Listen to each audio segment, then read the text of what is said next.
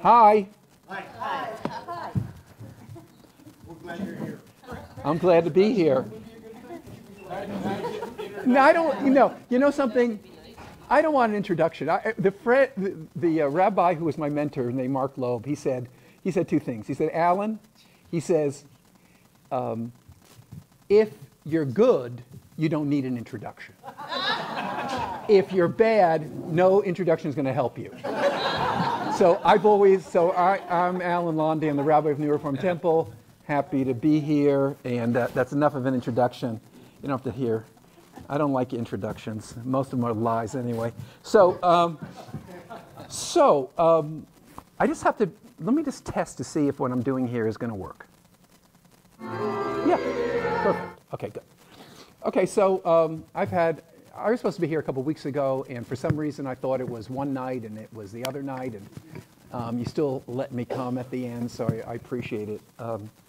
And it's, your church means a lot to our congregation, especially meaningful when you were with us at the beginning of this horrible war in Israel, and that your congregation has come to us and you've been there at other times. It means a lot to the Jewish community. So just being here, this makes me happy. So thank you. Second interesting coincidence. I started my career in Baltimore, Maryland, in 1983. Okay, a long time ago, and this it's just coming to mind now.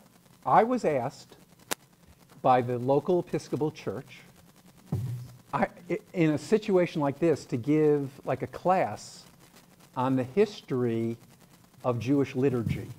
It was like 5 weeks where I talked. So you only want me for 1 hour, but I'll still accept it. No. Okay, so it's a really wonderful topic that you've asked me about, this whole idea of music in liturgy. And I just want to say a couple of things, and then I want to give you some real material to experience. And the person who should be giving this presentation is my wife, Jane, who knows a lot more about this. And I was preparing this. I was babysitting our grandchildren with my wife in New York until this afternoon, and so I was working on this presentation. And I said, "Stop looking over my shoulder," because she was making me nervous. I said, "You can't be here because you'll indicate how little I really know." So. Music is a rather interesting, complicated idea in relating to worship. We have 3,500-year-old tradition. And as you know, Jewish tradition is not one tradition, it's many traditions. And one of the things that people get really confused about is trying to understand what kind of Judaism are people experiencing. The Judaism that we practice, that I'm a rabbi of, is a Judaism that is about 2,000 years old. It's a post-biblical Judaism. The Judaism that is practiced, that I'm part of, a rabbinic Judaism, is a Judaism that arose after the destruction of the Second Temple in the year 70. And after the temple was destroyed, so many of the traditions that make Judaism what it is today, especially synagogues and worship, these are all very new realities, because when you look into Jewish scriptures, nothing. There's nothing about synagogues. There's nothing about everything we do Jewishly is post-biblical, and that gets confusing to people. That's number one. Number two is, I'm used to, have any of you gotten your genetic testing, one of these things? I did. I was told I shouldn't have done it, but I did it. So now somebody has my DNA and is going to do weird things with it. Interestingly, I would warn you against it, because by doing it, I found out that I had a first cousin that I wasn't supposed to have. Seriously. which is another topic. But one of the things that it indicated was that my family, my DNA, is 100% Eastern European.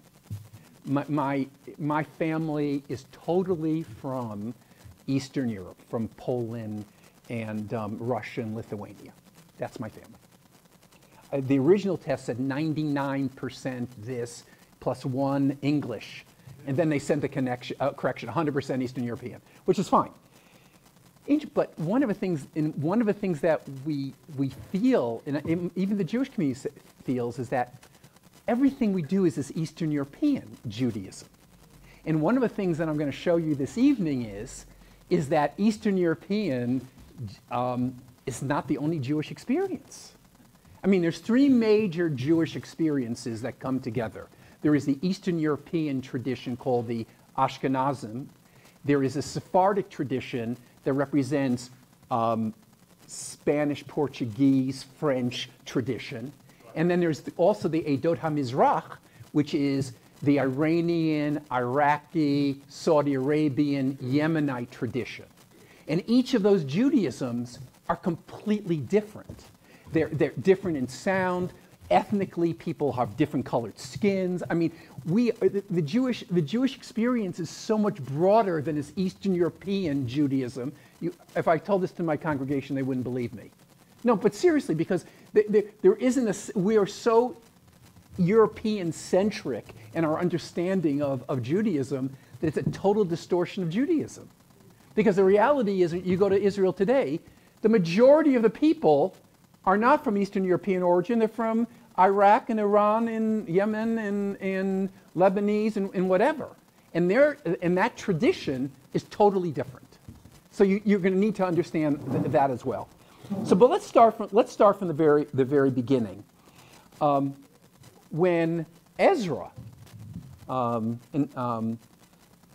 brought the Jewish people back from Babylonian exile, one of the things that we know, and what scholars tell us, is that some form of the Torah, the 5 books of Moses, the scroll of the Torah, was brought back. That's the belief. And one of the things we know when we study the books of Ezra and Nehemiah, and also in the books of Chronicles, is that Ezra would publicly bring the Jewish community together, and he'd read from the Torah on Mondays and Thursdays to the community to share the law. But the one thing that we do know is that it wasn't just read, it was chanted. And along the way, those chants became fixed. And by 1,500 years ago, what we had in the Torah, I'll show you in a minute, in the Torah scroll, not only the Hebrew, but you have what's called the ta'amim, these cantillations. So when the Torah is read, it's read according to a certain cantillation. And since I was trained in a kind of Eastern European, Central European tradition, I chant in a certain way. Let me share this with you, okay? This is the first introduction to, I'm not a good example of music, okay? but I know what I'm doing here, okay? Let's do something. You want to hear the story of creation? Yes. Sure. I'm going to start from the very beginning here. So when you're studying, I don't want to get into all the details, but if you look, you can, after class, on the left-hand side is what it looks like in the Torah. There's nothing there but the letters. But on the right-hand side, there's vocalizations, and there are little notes there that if you know the notes, you know the chant. And so what you have to do is you have to memorize the chant before you read from the Torah. You can't read, you have to know it before you do it, okay? So let's create the world. I feel powerful. Okay, let me see. Amen. Breshit bara Elohim et hashemayim v'et haaretz v'haaretz hayta tohu vavohu v'choshech al panei tehom v'ruach Elohim merachefet al panei hamayim.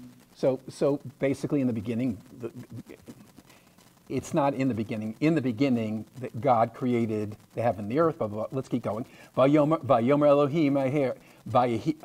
Vayomer Elohim Yehi Or Vayehi Or Vayar Elohim Et HaOr Ki Tov V'Yavdel Elohim Ben HaOr U'Ben Choshech V'Yikra Elohim LaOr Yom LaChoshech Kara Laila Vayehi Erev V'Boker Yom Echad. We just chanted the first day of creation. Now, when we read it so what happens is that in the Jewish tradition, the Torah the 5 books of Moses are read on a yearly cycle, starting after the high holidays. And so each week there's an installment, and that installment is there's like 54 installments because sometimes there's a bunching up of them. But it's done in the traditional chant. Now, in the Reformed tradition, the most liberal tradition years ago, they did away with the chanting for some stupid reason. I have no idea. But you get a feeling now, if I was a Yemenite Jew, it would sound incredibly Near Eastern. But let me give you another example. On the high holidays, there's a different chant. Let's see. On high holidays, we read on the first day of Rosh Hashanah, the first day of the new year, we read the Binding of Isaac, okay? Which is an important text for us. Let me read the Binding of Isaac for you. Just the beginning. Okay. Adonai, Vayehi Achad Verima Ele, Vaha Elohim Nisa et Avraham, Vayomer Elav Avraham Vayomer Hineni. It's a different chant with a different kind of gravity to it. So when you're hearing it in the synagogue, and you hear these things, when you're hearing this reading, you know something different is happening. It's a different feeling. So I'll give you another example. Every Shabbat, every Sabbath, we not only read a section from the Torah, we read a prophetic section. So let me read to you a prophetic section. It is a little different. It's the same cantillation, but a little different notes. And I'm chanting it based on my Eastern European training. I remember the Saturday afternoon when someone taught me how to chant. It's really kind of interesting. Okay. Okay, I gotta get in the right thing.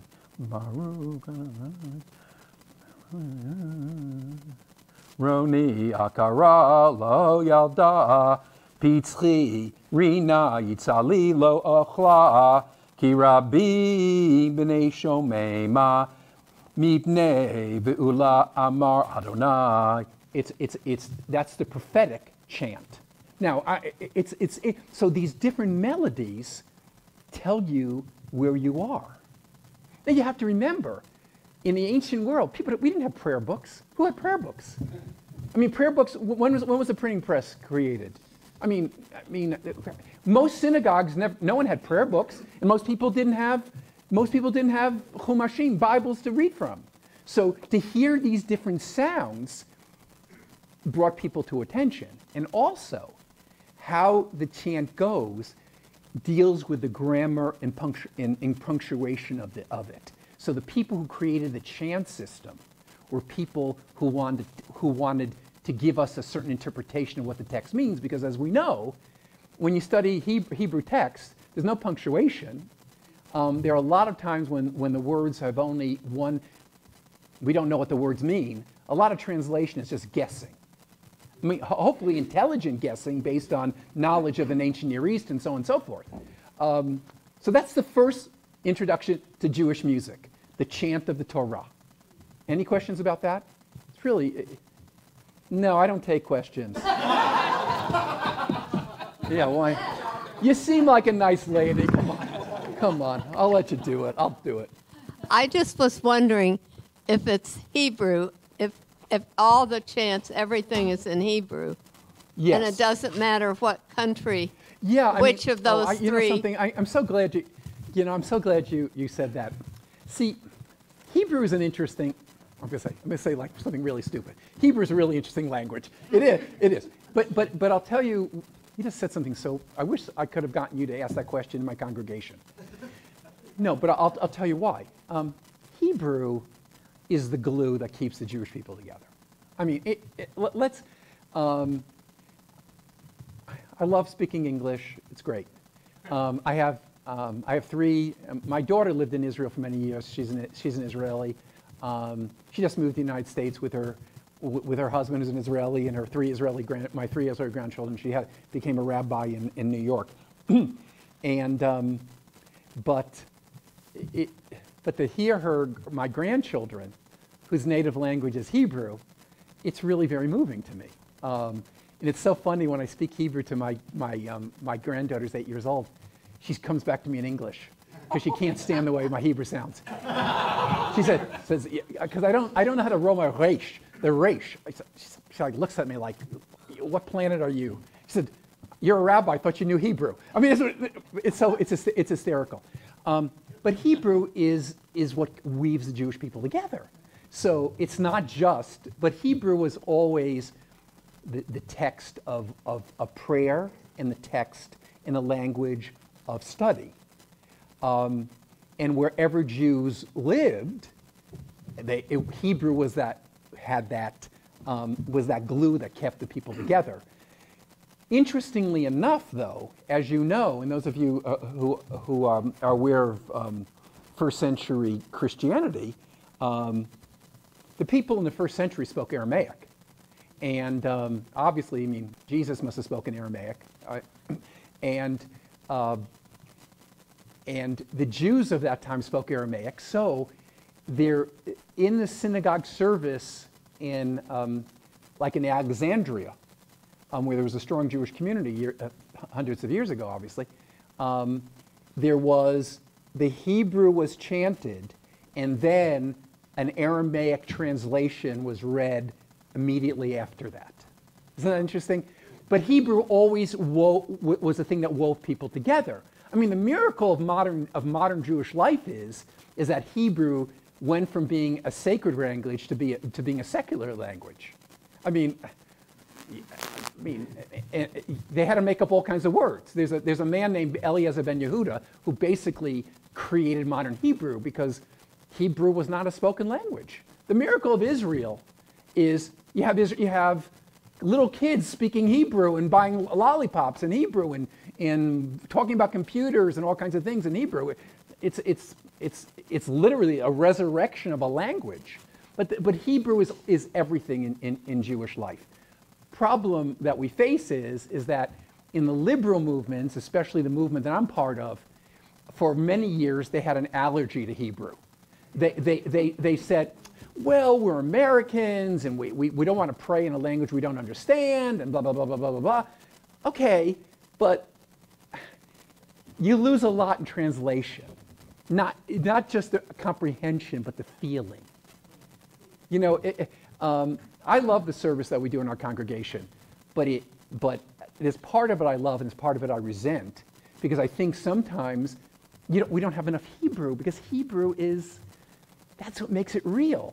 And I have to say something. I think sometimes it's worth chanting Hebrew if you don't understand what it means, because the feeling matters. Okay?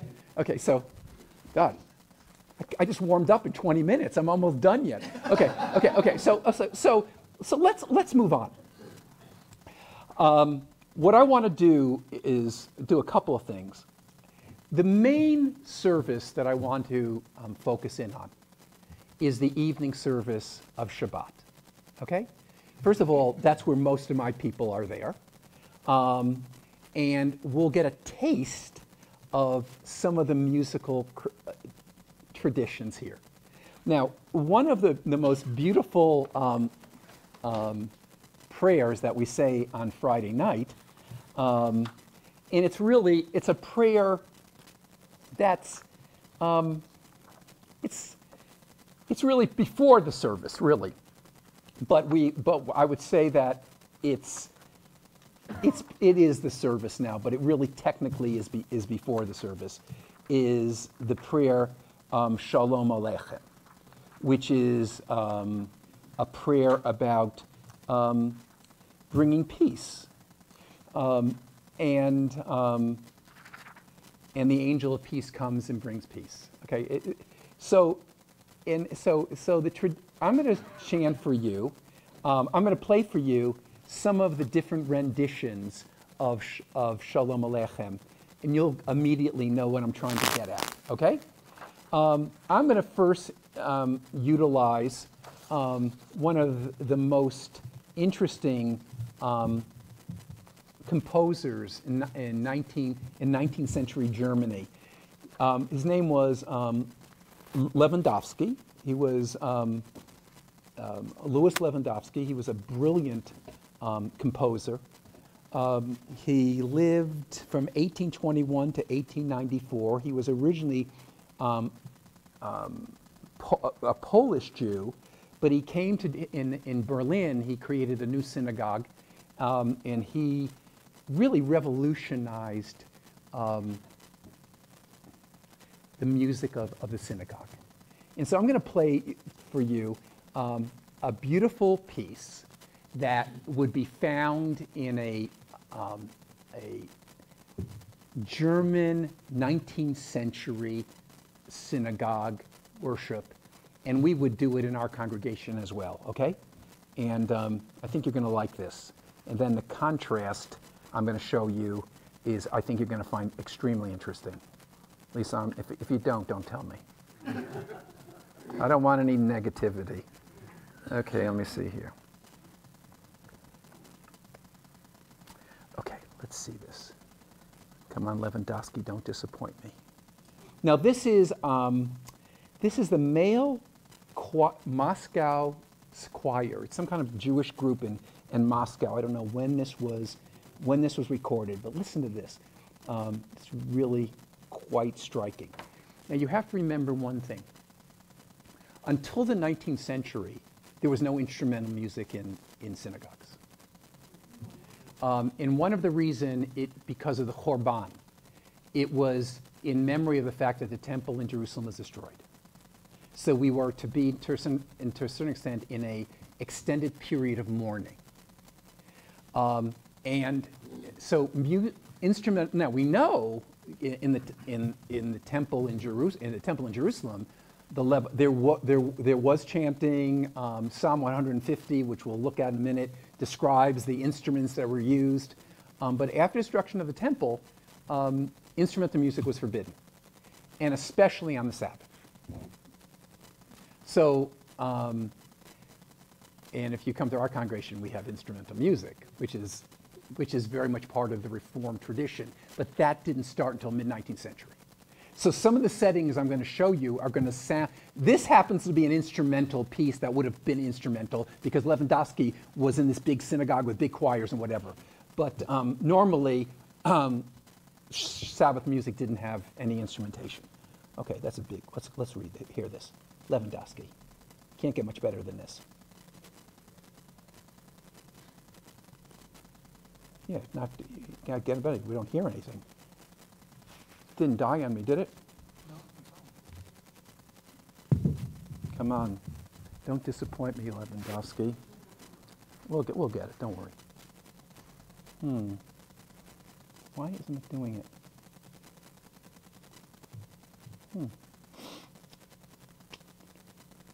Oh, I know why.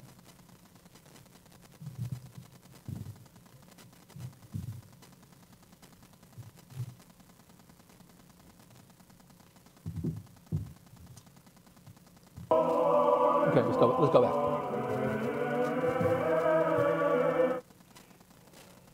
Now, this is High Church Judaism.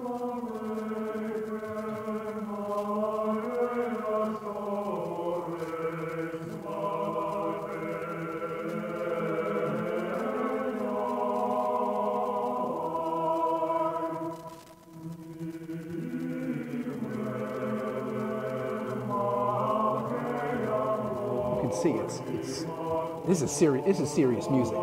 Now it's a couple of things about this is that if you come to our congregation and if you go to an Orthodox synagogue with no instrumentation, you're going to get that. Shalom. You get religion. You go to a preschool group of kids. They'll know this. Shalom aleichem malachei hamlachim. It's Lewandowski, but it's something that the folk can grab onto. I mean, when you hear that and you have had any experience with the Jewish experience, if you've had any connection to the Jewish experience, you'll know this. On Friday night when we're sitting before the Shabbat meal, we come together and we sing together Shalom Aleichem. But it's so interesting. Lewandowski, this 19th century brilliant German composer who wanted to turn Jewish music into something very European and very elaborate and very beautiful. It's come down to who we are. Now, let me give you something that's so different, okay? Oh, yeah.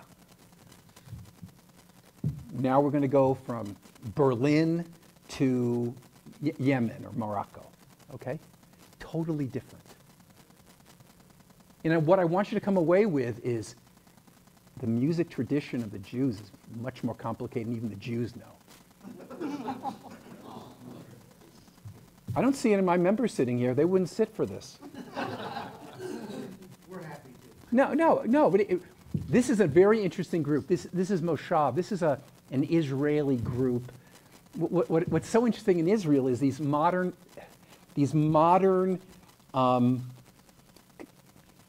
composers like rock people.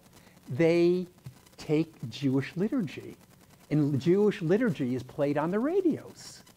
As I'm taking my kids to my two of my grandchildren go to a Jewish day school in Westchester County, New York, a very fine day school. So we drive them to school, and they're both Israelis. They've only been here for 6 months, so they have a playlist of Israeli songs they want to hear. But one of them is a song from this. I don't know who it is. It's a song that you sing after the end of Shabbat, and they're singing it, and they're listening to it and singing it like it's a rock song. It's just things like that interest me.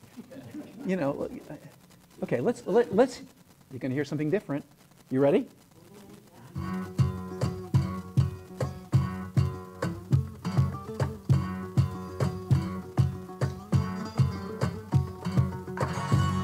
This is really good. Very Yemenite, Eastern European.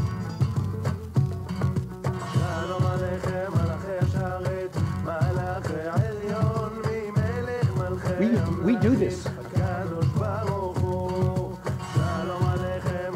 What would Lewandowski do with this? I mean, I love this. We sing in it. We do. Now you hear, they've made it into some kind of setting for radio. Now who would believe?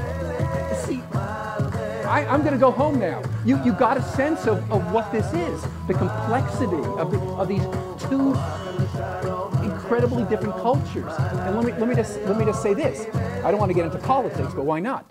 If you want to understand, we'll stay out of the horrible war that's going on in Israel.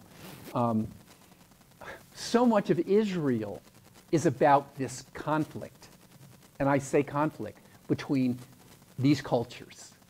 And we're not even talking about religion. We're talking about culture. The Jews who came out of the Eastern, the Iranian traditions. I know it's not the right term anymore. It's considered almost, but it used to be called the Oriental tradition, the Eastern tradition, the Yemenite tradition. Those were that sound. And those people connect in Israel with Eastern Europeans. And there's a lot of prejudice, a lot of racism, a lot of disconnect. It's this cultural thing, but musically, what I think is beautiful is, and that's why I'm hopeful, is that in my congregation, we do Shalom Aleichem, we also do that Shalom Aleichem. I brought that in about a year ago. Because it says that the Jewish experience musically is it transcends cultures. We are multicultural people. I think that's one of the challenges of being an American today. We can't live with our multiculturalism. I mean, we Jews are struggling with it. Because I would say, some people would say, Rabbi, what kind of music is that? Jewish music. The majority of Jews who live in Israel are not Eastern European. They're from Morocco and Iran. No one says that. Okay, I'm going to give you another one. Can I give you another one? Oh, I'm going to give you a real interesting one. This is, the Hasidim are a subgroup within Orthodoxy. And they were created, the origin is the Baal Shem Tov, who was a kind of charismatic rabbi who rebelled against the over-cerebral interpretation of Judaism. Okay? There was a famous rabbi named the Vilna Gaon, who was a great rabbinic sage, and the Baal Shem Tov said, and not that he was dumb, not that he was simplistic, he says, Judaism has to be more than study, it has to be about joy. So the Hasidic revolution was about that. So what happened is, different families of different children of the Baal Shem Tov and followers of the Baal Shem Tov created different Hasidic dynasties. So there's one dynasty called the Belzer Hasid. And this guy is famous. His name is, Yosha Moshe Kahan. This is his Hasidic experience of Shalom Aleichem. Again, this prayer that we say at the beginning of service, the prayer that we say around the Shabbat table, a fundamental prayer, a whole different musical tradition. Let me show you here. Yeah, you're gonna like this. Again, don't tell me if you don't like it.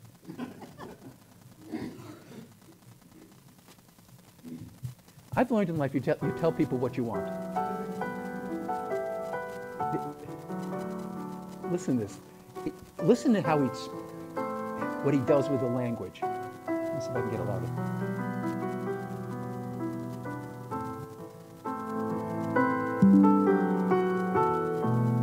Obviously, there wouldn't be this piano thing in a synagogue situation.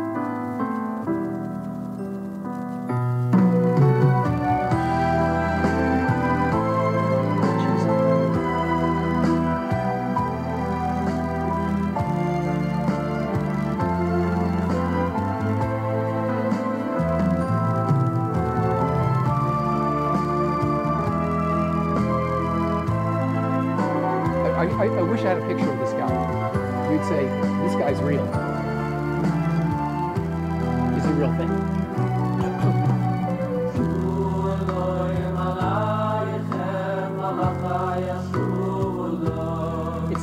This is the feeling you get in a Hasidic, a Friday night with a Hasidic.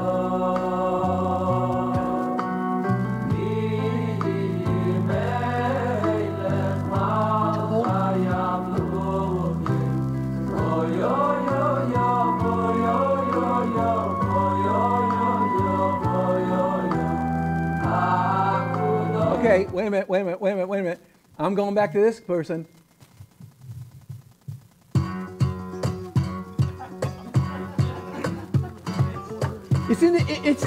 It's pretty amazing. It's incredible, isn't it? Okay, I made my point. Okay, enough of this, Alan. Okay. So, I made my point. See, but I don't think there are many Yemenite Episcopalians, are there? You might need some, but I don't know. But see, when I was in rabbinical school, again, I went to rabbinical school that was historically Eastern European. Okay, and the reason the rabbinical school was created, interestingly, was that the Jewish Theological Seminary where I went was a school that was created to train English-speaking rabbis for the Eastern European Jews who were coming to the United States in the early 20th century. And it was funded by German Jews who had come a generation before. And this was the issue. The Eastern European Jews were more traditional than the German Jews who came a generation before. So they wanted a school that would allow the rabbi to know the tradition, but be able to speak English and give sermons in English. That's where I was trained. It's really weird. So it's interesting when what you're asking me to do. It gets kind of almost emotional for me.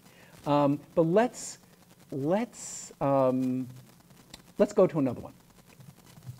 Adon Olam is found is a hymn that is sung often at an end of a service. And let me just get it for you so I can make sure that you know what we're doing here. Hold on one second. No, okay, Adon Olam. So Adon Olam is supposed to be a march, and at the end of the service, we often do this hymn. It's called Adon Olam Asher Malach. It's "You are the eternal God who reigned before any being had been created. When all was done according to your will, then you were called our ruler." It's really an affirmation of the sovereignty of God. After all ceases to be, you alone will rule in majesty. In other words, God is eternal regardless of the world. And you are my God, my living Redeemer, blah, blah, blah. Okay, so this is, Adon Olam is something you learn when you go to Hebrew school. It's something real, it's a basic theme. And it's probably 99% of the time how you end a Shabbat morning service. We sometimes do it on Friday night. Okay, so let's go and listen to, who do I have for you?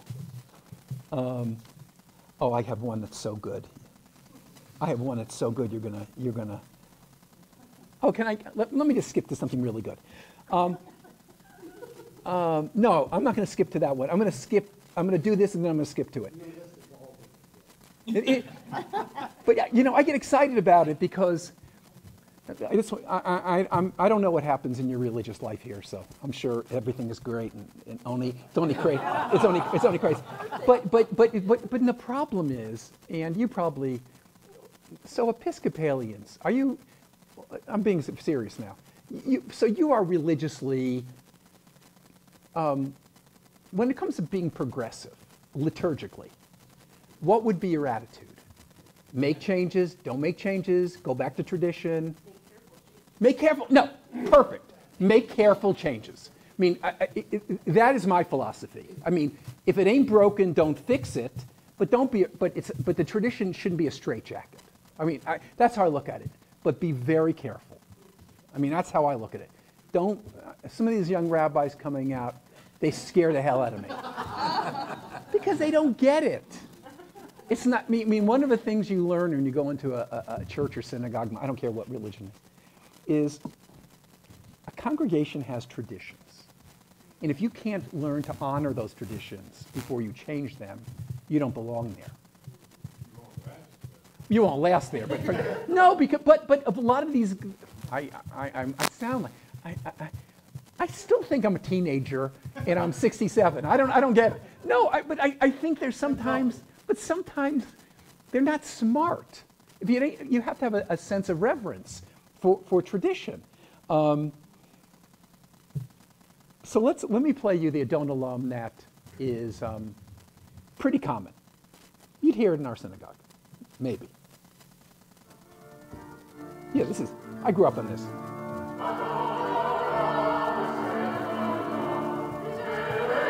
This is beautiful. This is what I grew up on.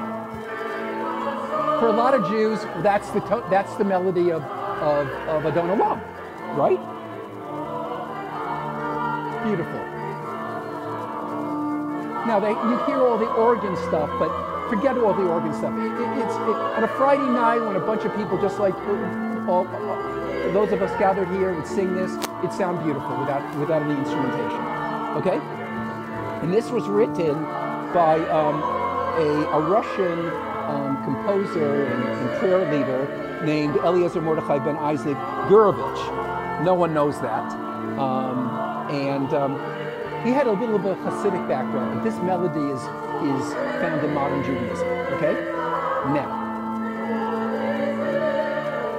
Now I'm going to tell you something that's no one knows. You're the only people who know this in Brookside today. There was an Italian Jewish composer.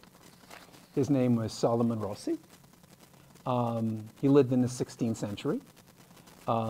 He was a late Renaissance composer. He was a violinist. He lived during the time of increasing anti-Semitism. But he was given permission by the Italian religious authorities to create polyphonic music. And this is no one sings this, but this would be, if you sing this, I'll come to your church. No, but this is beautiful stuff. Listen to this. This is too good for most people. Okay. Don't quote me on any things, all these things I'm telling you. Okay. Is this being recorded? Oh my God. Are you going to send it like first to my president of my synagogue? Yeah. No, I don't want that. Stop it. Stop it.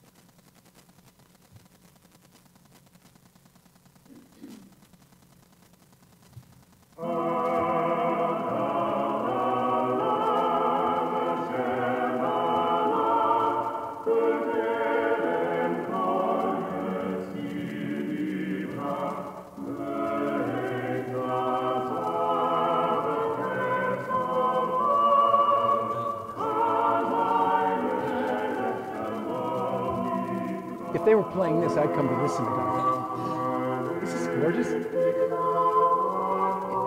And so the interesting thing is that this, again, politics and religion were a big issue here. What kind of this person was allowed for whatever reason to create secular music. And Jews weren't necessarily involved in creating secular music. Most of their creativity went into Jewish music because that was the venue that they could, under which they could create. Look, we take for granted. 20th century American music is all Jewish people. No, really. No, seriously. But that's the beauty of living in a secular culture. But that's the tragedy of living in a secular culture, because that creativity doesn't go into the religious music. That's how I look at it. Let me just throw this in, because you seem like nice people. This is an example of what happens in all synagogues, what happens in all religions in modern time. Okay. Okay, listen. No.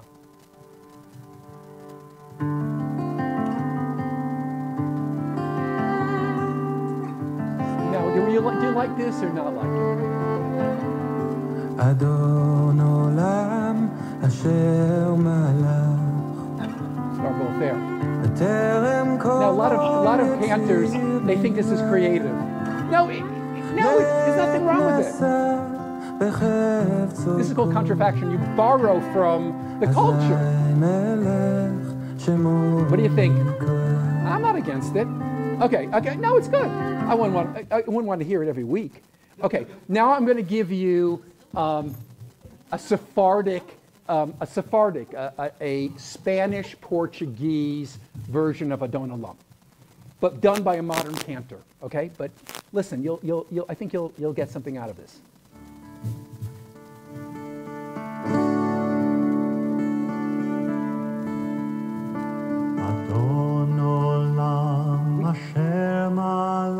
You hear this in Israel.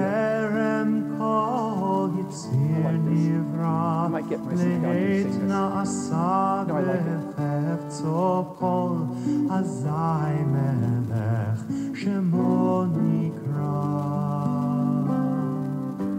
do with the one we use.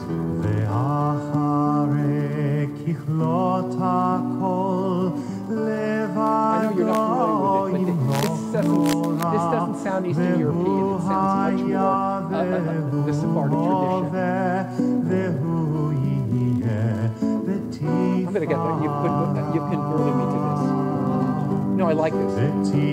Isn't this fascinating? You have, again, these different religious experiences coming together. Now, there's one thing I didn't teach you or bring to your attention, which I want to do right now, and then I want to spend the remaining amount of time to do some stuff with the high holidays, okay? So you'll hear a little difference. Are you getting what you want out of this? Yeah. Okay, I don't know. I don't want to be told you missed the mark. Okay. Well, you seem to be getting something. Yeah, but you know something? Oh, I can't. What am I doing with this? You know something? When I give a sermon, the only person I care about is me. No, but I don't think anyone who takes anything seriously has to do it to please themselves. Right. If you're trying to please everyone else, you're going to please no one. You got to start with pleasing yourself. That's why when I think about the service, I think, what do I like? I mean, I don't know what you like. I know what I like. I mean, okay. So let me give you an example. Yeah, exactly. I wanted to. But you know something? Okay, so there is anyone in the Jewish tradition can get up and lead worship. I don't have any power to do something that someone else can't do. Okay. And when you learn, and every service, depending on whether it's a Sabbath, whether it's one of the festivals, whether it's the high holidays, has a certain chant to it. So it's not composed music. It's a mode. Once you know it, you know how to chant it. So let me give you an example. So you invite me up here. It's Friday night at the New Reform Temple. I used to work in a synagogue in Orlando, Florida for 12 years. So I would always lead the Friday night services. Not that I had a great voice, but I just did. But you will hear you'll hear it, okay? It'll be da da da da da da da da da da da da da da da da da da. Okay, that's what you're going to hear, okay? So you're going to hear Umarvir yom umevi laila umafdil ben yom uven laila Adonai tzivot shemo el chai v'kayam tamidim lo chalin elam voed baruch ata Adonai hama'ari v'arabim ki heim chayenu v'yorech yameinu uvehem neger yomam v'laila v'vetchal al tasim imenu lamim baruch ata Adonai ohev amo Yisroel. That's a Friday night melody. So, if any of you were Jewish and you were knowledgeable and say you were at a small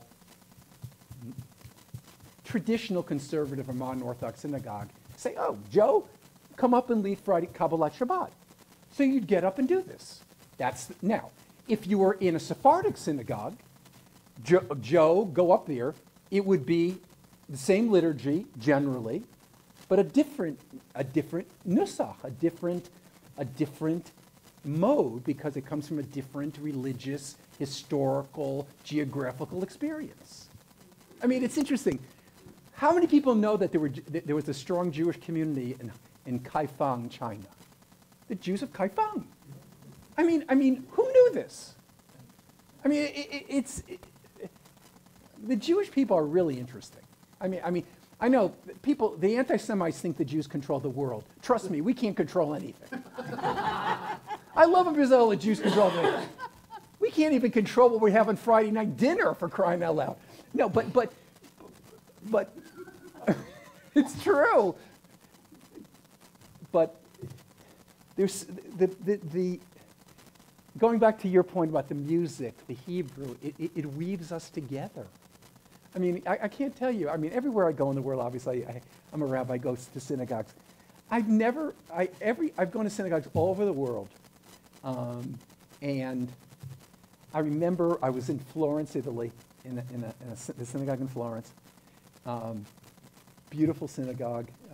It happened to be the Nazis used it as a garage during the Holocaust. I mean, it's incredible. So I was there. There was no heat. My wife and I are sitting there. It's Saturday morning. They called me up to the Torah to say a blessing. I don't know these people. I don't speak Italian, but I know the tradition. I know the Hebrew. And this was a Sephardic synagogue, which is foreign to me. I knew enough to be there. That's what keeps us together. I mean, that's what keeps the Jewish people together. People don't know that. I mean, it's not about. Look, it's a lot. I believe culture matters, and our religious culture weaves us together. I don't care what religion you are. And the music is part of that religious culture. Unfortunately, we've dumbed it down, and that's what bothers me. Okay, so let's see what else. Let's go to the high holidays for a second. I don't want you to think I didn't prepare. I just wanted to make a comment. Sure. Your Yemeni piece there sounded very, very Middle Eastern, and the reason what I love about Middle Eastern music is that the beat is always like a horse galloping. It's almost, you can just hear the horse in the galloping of it, and that Yemeni piece was a perfect example. You know what I like about it? See, I'm not being cute. The Yemenites are the original Jews. In other words, if you want to talk about geographically and historically, the Yemenites were the closest to the original tradition. I mean, look, the Jews were Middle Eastern people, and the Yemenites have probably the most original tradition. And that tradition is Arabic. The Hebrew pronunciation is very Arabic, or I don't know, it's hard to describe it, but the Yemenites spoke Arabic. I mean, the Yemenites, they spoke Judeo-Arabic to a certain extent. But what I'm arguing is, that has to be part of what we think is authentic too, It's the same thing with what's happening in our country. We're having this battle about what's authentic. There's a lot of things that are authentic. We always claim that what we have is authentic, but our neighbor, what he has isn't authentic. No, we're both authentic. And we got to start getting off the idea that what we have is the one that's authentic. It's again, but let me tell you, if I walked in Israel, you can do anything you want because there's synagogues everywhere. If I walked into a Yemenite synagogue as an Eastern European Jew, looking like the way I do, it's interesting what would happen. I mean, they wouldn't kick me out, but they say, what is this guy doing here? I mean, it would be great anthropology. What would happen? You know something? I'll tell you what would happen. Can I just tell you something that's nothing to do with music, but it's really interesting? But it'll make my point. My daughter Leora is a rabbi. She moved to Israel when she was 18. She went to college in Israel. She worked for El Al Airlines. She taught in the Israeli school system. She went to rabbinical school in Israel. She was ordained 2 years ago last November. But she made a decision, and she lived through, she has 3 young children. My son-in-law is a wonderful guy as well. And she decided to move to the United States after many years because economically, for the work that she was doing as a non-Orthodox rabbi, she couldn't live in Israel, which is sad. So she's taking a group. She just took a group of people from her synagogue where she's working to Israel during this. People are going to see what's going on there, and it's a long story. So she's staying in a hotel, she was staying in a hotel in downtown Jerusalem, and a lot of the hotels, Israelis who can't live in the south because of the war and can't live in the north because of the war, they're being put up in hotels, and so she's staying in these hotels. People are washing their clothes. I mean, they've been displaced for almost a half a year. So it's Friday night, Shabbat dinner has been served, they're in the lobby, and she starts talking. She sits down, and her Hebrew is impeccable. It's a Yemenite family. And they start talking about their lives, about their children, and then they get into politics, and they say they love Bibi Netanyahu, and Lior says, I hate Bibi Netanyahu. But this is it. It's these different cultures, and what she wrote beautifully about it, isn't this what it's about? People who are different coming together? It's not just you and I, Jews and Christians, coming together. It's all of our abilities that come together with our neighbors, even the neighbors who are like us. I mean, maybe you'll even talk to a Protestant once in a while. I know a Lutheran. Do you ever talk to a Lutheran? No, in other words, I know in my community, the kids in my religious school will never have contact with someone from BIAV, the Orthodox synagogue in town. What's that about? What is that about? I don't know. I don't like that. But let me do. I can go 4 more minutes, can't I? Okay. What if I do 5? You gonna throw me out? 6?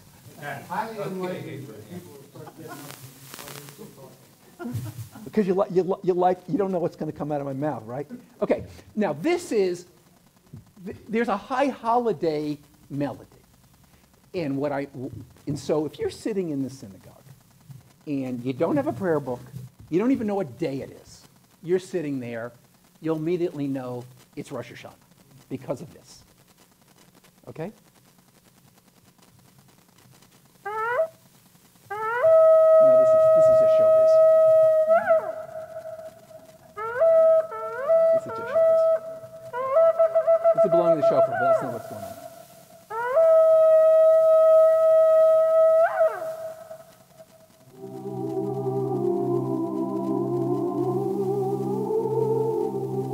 The evening of Rosh Hashanah, that's the melody you're going to hear.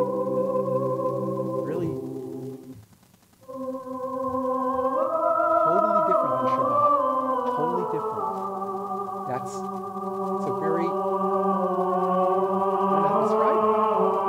I know, I'm in Rosh Hashanah now. That is the theme that's through all of Rosh Hashanah music. Now let me give you another example here. Okay? A very important phrase. Enough already. Okay, so Zachrenu l'chaim is a phrase. It means remember us to life, and the theme of Rosh Hashanah is Zachrenu, that God will remember us.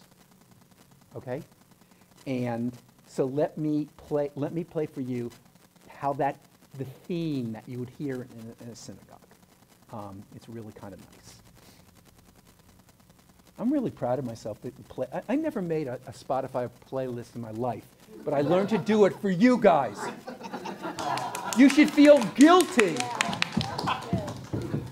What you made me do. No. Yeah. This is so. This is beautiful.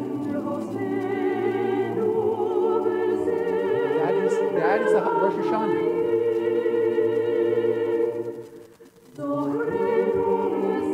It's a beautiful setting there.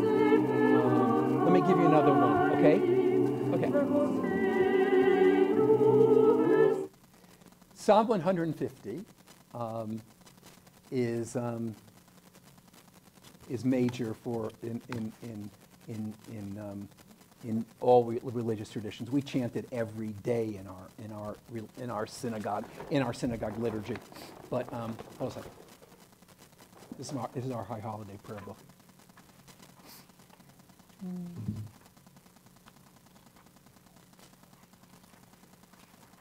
So usually, we often start our service with this, and it's Lewandowski. This is high holiday. This is like the best high holiday stuff I could give you. This is Lewandowski's setting for Psalm 150, this mid-19th century German brilliant composer who really created modern synagogue music for Eastern European Jews, for European Jews. Listen to this. I love this. No, stop it. You're making me talk to my computer. That's not good. Okay, wait a minute. Okay, we're gonna do this. We're gonna do it. Oh, wait. Okay, here we go.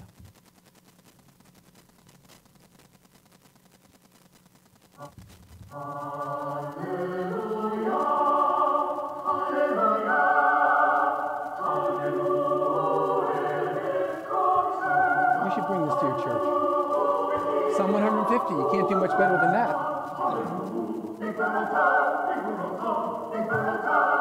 And this is, as you can see, I don't like all this folksy stuff. I like the serious stuff. I'm an antique.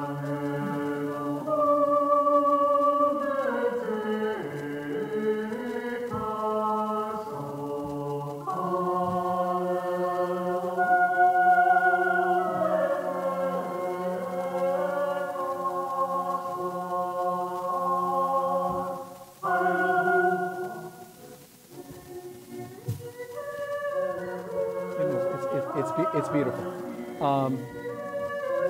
Isn't this lovely? Seriously, Lewandowski, Psalm 150, can't beat that. I think Lewandowski did settings for all of the Psalms. I mean, he's a genius. Wouldn't you like to be a genius? Is there any geniuses here? I'd love these geniuses. Wouldn't it be great to be a genius? I mean, people like Lewandowski. What do these people do? How do these people do this? I can barely.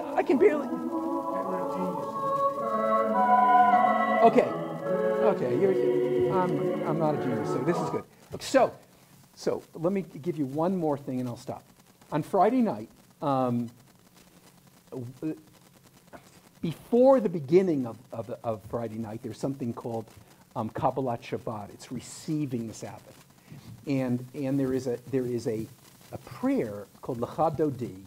It's the imagery of the Sabbath as the bride, and how we Jews welcome in the Sabbath bride. And traditionally, at the end of Shalom Aleichem, at the end of Lecha Dodi, you literally stand up, turn to the back, the doors are open, you symbolically welcome in the bride. And it goes to the tradition of the Jews who lived in Sfat in northern Israel, who were Kabbalists, the mystics, who literally dressed in white, went to the hills, and as the sun set, they welcomed in the spirit of the Sabbath. So Lecha Dodi is big, okay? Let's listen to, who do you want to hear? Let's hear Lewandowski. You know, we like Lewandowski. Let's do it. You know, why should we? This is what I grew up on.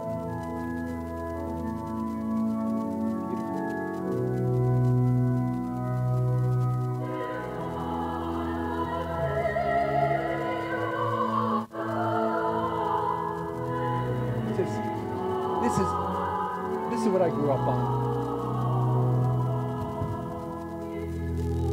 Now, I don't know if it reflects the mystics of the northern part of Israel. I don't know if it does. But let me give you something that's totally different, okay? And tell me if you like this better. Let me see if you like this. This is, let's see what this is.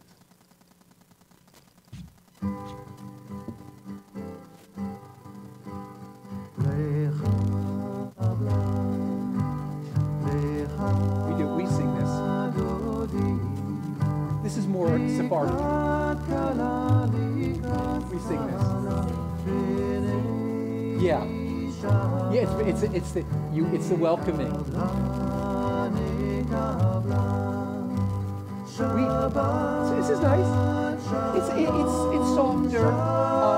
The problem with Lewandowski is sometimes the music overwhelms the religious experience. So you're more. That's the problem with high church religion. That music is overwhelms you. I love the organ. I love it, but sometimes it doesn't work.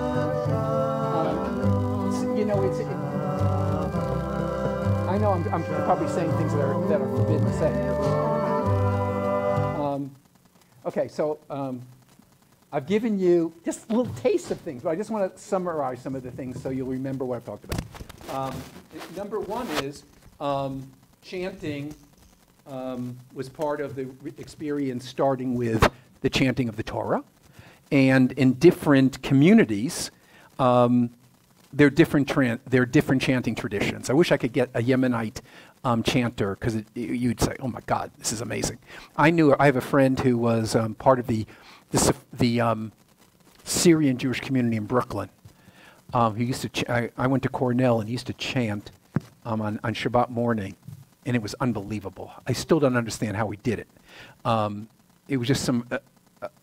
It was just from another world. So the first thing we need to know is that the chanting of Scripture was really the beginning of the musical tradition of Judaism. Number two is that the temple, there was definitely music. There definitely was instrumentation. But after the destruction of the temple, that stopped, and a whole new kind of Judaism had to develop, which was synagogue-based, based on a set liturgy that was done 3 times a day. And the liturgy was set, but different Jewish communities, because of their own historical experiences, developed very different musical traditions. Same liturgy, generally. Sephardic and Ashkenazic traditions, very similar, not identical, but for all intents and purposes the same. But because of the musical experience, different languages, whatever, they create very different musical experiences. And in Jewish tradition, you have at least the Eastern European, Central European tradition, which I'm kind of part of. You have the Eastern, Moroccan, Iraqi, Iranian tradition, Ammonite tradition. And you also have the Sephardic tradition, is Western Europe, Spanish, Portuguese tradition, Italy sometimes included in that. And all these different communities created different kind of musical experiences. The music, interestingly, is usually not this kind of music in terms of symphonic or choir music. It's usually just chanted by the community itself, who know the melodies and sing along with it. Although there is a very strong tradition of what's called the chazan. The chazan is the person designated in the Jewish community to be the shlech tzibur, the leader of the community. More instrumental music is a complex question in Judaism.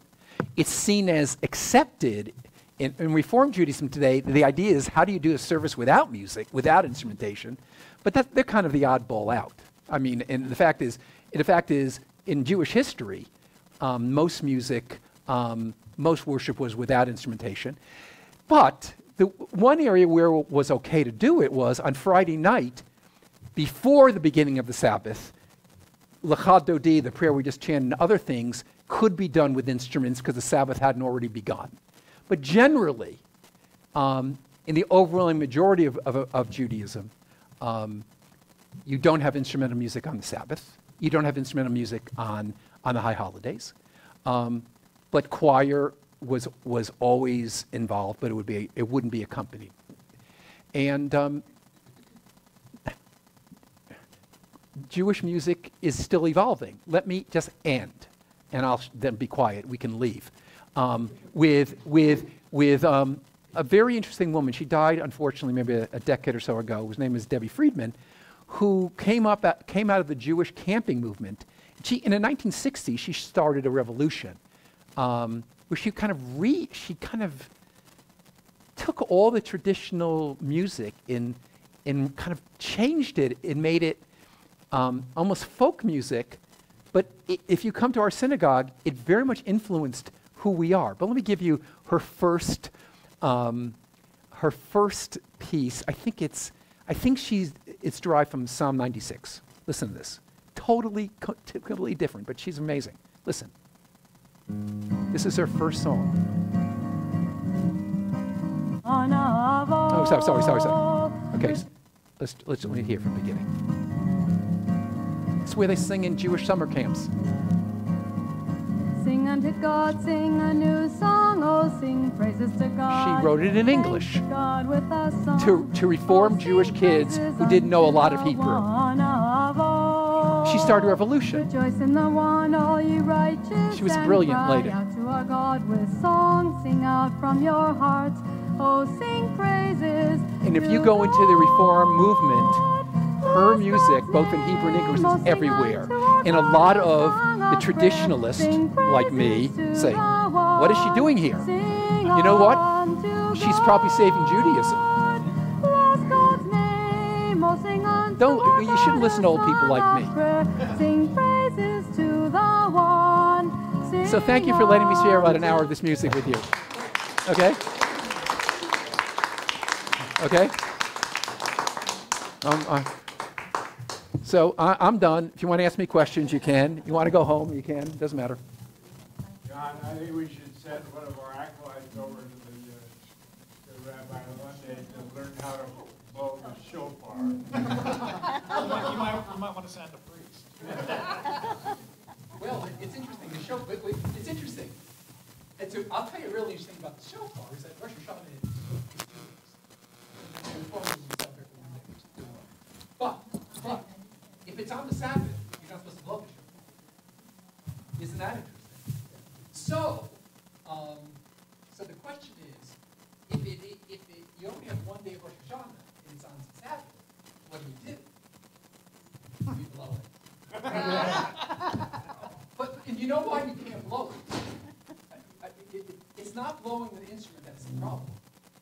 The problem is you carry the instrument to the synagogue. And according to a tradition, you can't